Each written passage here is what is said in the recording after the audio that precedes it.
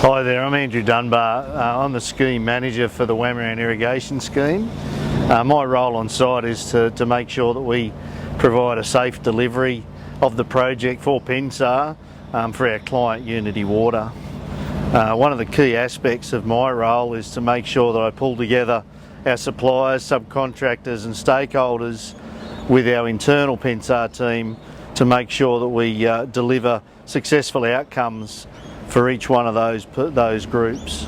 So the culture we're looking for in the Wamaran Irrigation Scheme is one of success for everyone involved.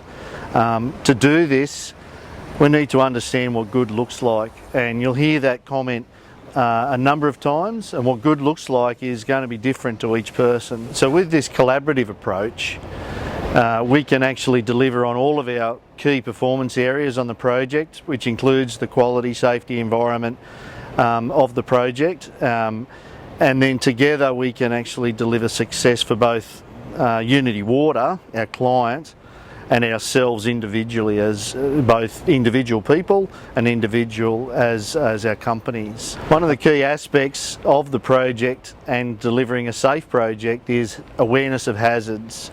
And to be aware of the hazards, I'd just like to talk about the project and some of the aspects of the project. We're actually building a pipeline from South Caboolture treatment plant through to Moodaloo. At Moodaloo, we've got a pump station where we actually pump the water through a distribution network to the farmers, and we call them scheme participants. The pipeline alone, there's 5 separate work areas, and you may well be involved in that part of the project. Then there's the facilities, which is at South Caboolture treatment plant and Moodaloo quarry. So South Caboolture treatment plant, we've got a small amount of works with a small crew of people, and that'll be building a pump station. And then at Moodaloo, we'll be having a significant amount of activity in the facility space, where there'll be up to 100 people on site at any one time at the peak of works. The Wamaran Irrigation Scheme is expected to have up to 100 site personnel on any one day, at the peak of the works. These personnel will be spread across the various locations of the pipeline network. The main site office is located at the Moodaloo quarry. Key points of contact on site are your supervisor and Scott Herbert, the on-site HSE lead. Punctuality and attention to the commencement of the day is important to ensure the effectiveness of the day's activities across the site teams. For this reason, we require you to be on time and ready to work. Please arrive on site at 6:30 a.m. Pre-start will commence sharply at 7 a.m. Work finish is 4:45 p.m. No work can take place after 5 p.m. No work can take place on site outside of Monday to Friday, 7 a.m. to 5 p.m. Where work is required outside of these hours, the relevant approvals will be obtained by Pensar and advice will be provided to work crews. Pensar will be utilising the software One Breadcrumb on the project. This software is enabled through mobile phones and allows site induction, site sign-on, site sign-out, sign-on to swims, issue of permits to work. Your supervisor can assist you with using the mobile app. If you do not have a phone or you do not have it with you on a particular day, there will be a mobile sign-on kiosk at your site. Every shift commences with a pre-start meeting. These meetings are 10 to 15 minutes in length. While having a pre-start meeting every morning might sound boring and repetitive, which it no doubt can be, it is also an important opportunity for you to convey information, opinions and observations to your supervisors and fellow crew members. So what kind of things might you want to bring up? Here are just a few examples. Hazards you have noticed, locations of equipment, productivity issues and questions, changing shifts or crews. It is important to remember the pre-start meeting is a time to receive information and be told what to do, but also a time to raise issues and get concerns off your chest. You must sign on to the pre-start. This means that you have understood the content of the meeting and that you do not have any concerns with the work ahead. If you are unsure or did not understand anything at the pre-start, stop. Seek the answers you need before signing on. Remember, if you have not understood something, it is highly likely someone else at the meeting hasn't understood it either, and both the pre-start leader and other personnel will benefit from the questions you ask. It is essential that all workers on site are aware of construction activities for the day, of any risks associated with those works, and the controls in place to mitigate the risks. If you have any questions or concerns at the pre-start, you are obliged to raise them. They may benefit not only yourself, but also your workmates. A toolbox meeting is held weekly or as required. It is held immediately following the pre-start. The toolbox meeting provides information regarding a specific safety topic or recent hazard or incident. This meeting is participative, and all employees are expected to ask questions and seek clarity if required, as well as contribute additional relevant information. Example of toolbox talk as follows. Heart attack and cardiac arrest is a serious risk for many of our workers, and it's worthwhile opening the discussion to allow people to talk about their own experiences on the subject. It may surprise many just how common it is that someone has experienced a heart attack themselves or witnessed someone suffering one. Fortunately, they do not always result in cardiac arrest. At the end of each shift, the supervisor will bring all of the crew together to plan out tomorrow's tasks. It is important at this point that you raise any observations from the work that day that will impact what can be done tomorrow, including things such as condition of vehicles, where the work's got to by the end of the day, what equipment and/or materials will be needed for tomorrow, etc. Behaviour that is acceptable outside the work environment can be dangerous in the work area. The following behaviour is not acceptable on PENSAR's work sites. Failure to comply with safety directions, willfully endangering other workers or yourself, fighting or wrestling, playing with fire, electricity, compressed air or firefighting equipment, throwing items that may injure someone, distracting someone who is concentrating on their job, horseplay, skylarking and practical joking, stealing, causing intentional environmental harm. Drugs are not permitted on site. Alcohol is not to be consumed during work hours. Persons under the influence will not be allowed to work on site. Random drug and alcohol testing takes place at all PENSAR sites.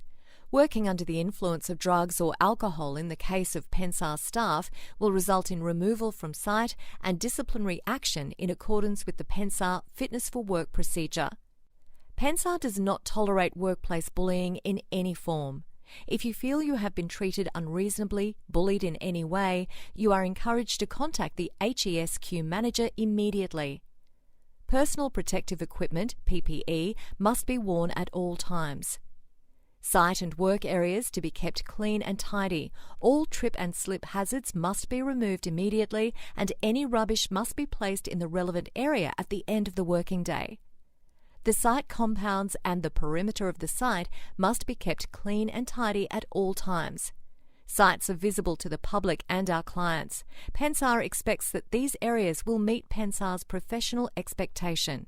All employees and subcontractors are required to be fit for work. This means that you arrive to work and are not fatigued and are free of alcohol and other drugs. We encourage all staff to communicate with managers, supervisors, or HSC personnel if you require assistance to manage issues that may impact fitness for work. All employees, contractors, and visitors to PENSAR workplaces must comply with the drug and alcohol policy. Key elements to the policy are as follows: 0 detectable levels of alcohol and illicit drugs. All PENSAR and contractor staff must submit to random alcohol testing and random drug testing. Notify supervisors or manager of any concerns about potential risks to safety due to the consumption of a prescribed or over-the-counter medication. Possession, distribution, or selling of alcohol or illicit substances on the worksite is strictly prohibited. The management of fatigue is outlined within a PENSAR management procedure. Fatigue refers to mental or physical exhaustion that stops a person from being able to function normally. It is more than simply feeling tired or drowsy. Fatigue is caused by prolonged periods of physical and/or mental exertion without enough time to rest and recover. Symptoms of fatigue are both subjective and objective. To assist in the identification of fatigued employees, the following signs and symptoms are recognised as possible indicators.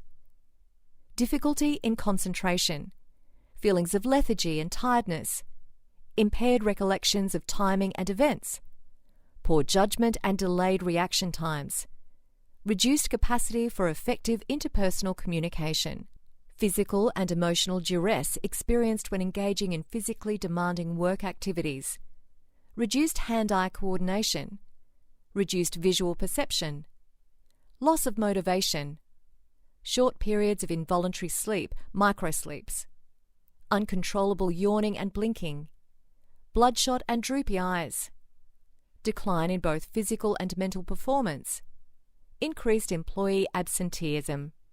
Fatigue-critical tasks include, but are not limited to, the following: driving a road vehicle or operating a crane or other high-risk piece of plant or equipment, working at heights, electrical work and other types of hazardous work, working with flammable or explosive substances or significant quantities of hazardous substances. The degree to which fatigue impacts on health and safety depends, to a large extent, on the structure of the shift length and the shift roster, the nature of the work environment, commuting, sleeping arrangements in the home or at site accommodation, and the lifestyle of the individual. The body's normal temperature is around 37 degrees Celsius. This temperature can be maintained by sweating, which cools the body as it evaporates. Sweating causes the body to lose fluid, which, if not replaced, leads rapidly to dehydration. Loss of bodily fluid means less sweat is produced, resulting in an inability to reduce body temperature. It is vital to drink lots of fluids, preferably water, on hot days. Heat-related illnesses range from less severe symptoms such as heat rash or muscle cramping through to heat stroke. Severe exposure to heat can cause permanent tissue damage to vital organs, causing them to break down. Heat stroke can be fatal. Physical activity in the heat may also stimulate the cardiovascular system to work harder. This may cause a heart attack or stroke in susceptible workers. A worker affected by heat stroke can deteriorate rapidly as symptoms escalate. It's important to know the early warning signs and take action immediately. Don't wait for it to go away, and don't wait until it gets worse. A construction worker who is working during the heat may be subject to the following early warnings: heat rash, fatigue, muscle cramps, irritability, headache, thirst, nausea, heavy sweating, dizziness, cold and clammy skin, weakness. A worker showing any of the above signs should be taken to a cool place, rested, given plenty of cool drinks, preferably water, and monitored. Social distancing is a way of stopping or slowing the spread of infectious diseases. The following rules are in place for all workers. Stay at home if you are sick. Stop handshaking as a greeting. Hold essential meetings outside in the open air if possible. Promote good hand and sneeze cough hygiene and provide hand sanitizers for all staff and workers. Wash hands often. Questions to be asked at the beginning of every pre-start. Have you travelled overseas to any country in the past 14 days? Have you been in contact with a confirmed COVID-19 patient in the past 14 days? Have you had COVID-19 and been cleared by a negative test within the last 30 days? Have you had any COVID-19 relevant symptoms in the last 14 days? Fever, dry cough, fatigue, shortness of breath? Mobile phones are not to be used while using any type of mobile equipment on site, including utes and trucks. No person is permitted to wear headphones or Bluetooth devices while operating mobile equipment. Mobile phones are not to be used by spotters or traffic controllers. PENSAR's management team may determine other activities where phones are banned. Please consult a member of the site management team for authorisation prior to using a mobile phone. Before mobile plant is permitted to work on site, the following must be in place: evidence of current service history, PENSAR Major Mobile Inspection Checklist, Daily Plant Checklist completed and signed off, verification of operator competency, risk assessment to be provided by subcontractor, working flashing light, working reverse beepers, A fire extinguisher must be fitted to the plant and have current test and tag within the last 6 months. UHF Radio. The image you see now is of the project site office, located at Moodloo Quarry in Wamuran. Access is gained from King Street. Visitors must report to the site office immediately upon arrival. All visitors must read and sign on to the pre-start. All visitors to the project site are to be directed to the relevant supervisor. Visitors must be escorted at all times. Delivery drivers must report to the site office immediately upon arrival for an induction. The supervisor must be notified of all deliveries to the project site. Before unloading any deliveries, the load must be checked to ensure it reflects what is on the delivery docket. The items are to be inspected for damage. The location to unload the item is to be agreed with the supervisor. The work method statement for loading and unloading must be reviewed and a task instruction completed. More on these documents later. And the delivery driver must be wearing full PPE, including gloves, when undertaking fastening, unfastening loads. The delivery docket can only be signed by the supervisor or stock and stores coordinator. The delivery document should be accompanied by an invoice.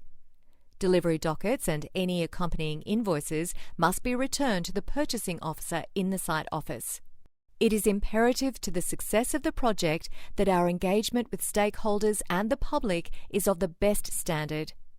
As with most construction projects, there is always the potential for negative interactions, and ensuring we handle these in an appropriate way is crucial to our success. On a positive note, throughout the project to date, we have maintained an exemplary reputation in our engagement with stakeholders and the public. So what does good look like in regards to our public communications? It is to ensure you are courteous and polite in all your dealings with other people. If you are asked any questions regarding what you are doing or about the project, you can say something like, "We are working with Unity Water on the construction of the Wamuran irrigation scheme." If you are pressed further, please provide them with the contact details of either our project team or Unity Water. To enable these details to be easily provided, we have printed community contact cards. These cards are available from all supervisors and foremen, and they are also available at the Moodloo site office. You are free to provide these cards to any member of the public that approaches you for more information. These cards enable a person to contact our project manager if they would like to know more about the construction project, and to contact Unity Water if they would like to know more about the scheme in general. The card also provides details of the Unity Water website. The web address for this is www.unitywater.com/Wamuran.